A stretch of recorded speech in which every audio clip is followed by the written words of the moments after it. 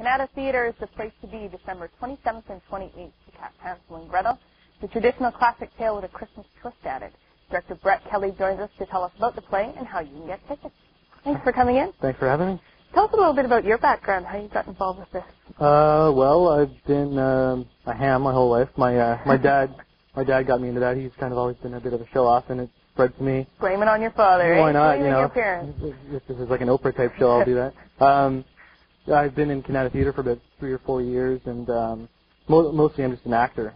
And they called me up at the tail end of the summer and asked me if I wanted to direct the children's play for the year. So I did that, and they gave me a script for Hansel and Gretel that was 54 pages long and involved 3 sets and the person that turned into a cat live on stage. And I said, I can't work with this because it's a touring production that we throw into the back of a van. Oh, okay. So I took the original Grimm's fairy tales, 4 different translations, and I threw them together with a Christmas twist, and I wrote my own.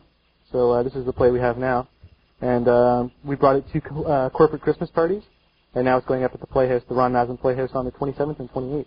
Now, do you think being an actor has helped you in the direction? Oh, definitely, because I don't think you can really tell people how to act unless you've actually done it yourself. Mm-hmm. And all the best directors I've worked with have been actors.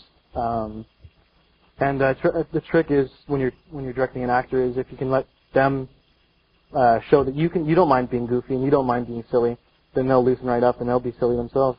Now, have you been bitten by the directing bug, or is acting still your first love? Well, acting's still my first love, but I'm tempted. I'm tempted to direct a full-length play, hopefully next year. Well, the wonderful thing is you can combine the two. Yeah, it's a good thing. If I can pick a script where I can actually get into both sides of it, it's a lot of fun if you work with the right people. And I'm lucky with this cast. Well, let's talk a little bit about the cast.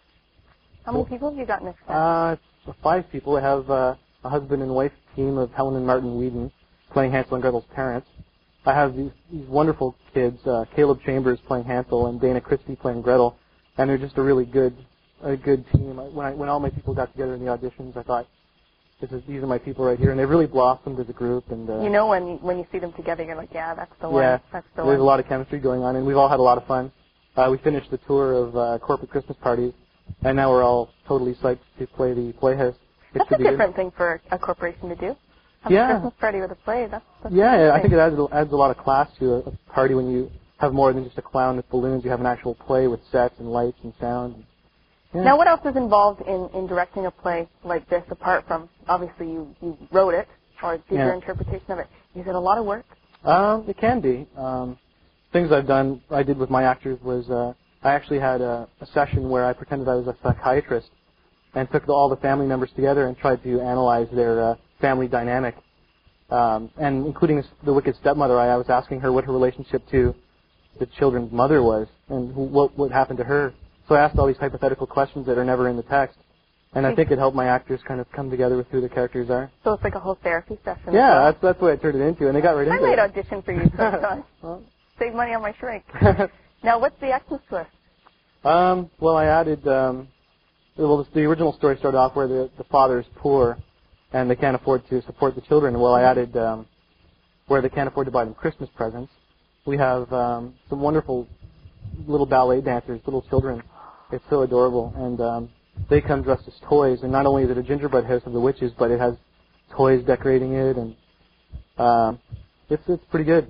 Kids always bring them in too. They're so cute. Yeah. The kids we've had so far have been pretty darling, asking questions to the actors. The kids get involved, so the actors will pose the children questions, and they come up with the strangest answers sometimes. Yeah. Johnny Carson used to say the best people to ever have is on as a guest is children, because you never know what they're going to come up with. Oh, exactly. And that is the case. Now, this is running December 27th and 28th at 1 and 3. 1 p.m. and 3 p.m. each day, and tickets are $3 per person or $10 for a family of 4. Okay, we're going to put a phone number up on the screen so people can to call and get more information on that. Any plans for 98 to direct anything else? To direct, not yet, but I'm majoring in theater at Ottawa U, and I'm probably going to do some acting there, and I'm hoping to get a part for one of Canada Theatre's later productions coming up in April, I believe. It's a nice playhouse. I've been there. It's beautiful. It's I've been very lucky to be able to grace the stage. Well, best of luck with Hansel and Gretel. Great, thank you for having me. Best of luck, and all the best in 98. And Merry Christmas. Well, theater and music can sometimes form a common bond. As we said earlier, Andrea Fields is joining us once again, and she illustrates this as she performs for us with Ophelia's Madness. Take it away.